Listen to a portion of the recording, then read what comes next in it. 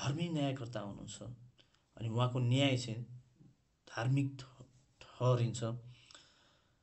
अनि यसकारण एलीको परिवारको विरुद्ध मैले शपथ खाएको छु, एलीका घरानाको पाप कुनै पनि बलिदान वा बेटीले मेटिने छैन।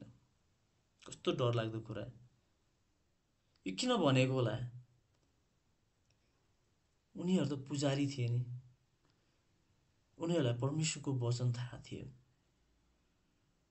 आज परमेश्वरको वचन थाहा पाएर पनि हामी पापलाई अँगाल्छौँ भने चाहिँ, प्रभु यीशु ख्रीष्टलाई लत्याउँछौँ भने चाहिँ अब उपरान्त संसारमा कुनै थोक छैन तपाईँ र मलाई शुद्ध र पवित्र बनाउनको निम्ति।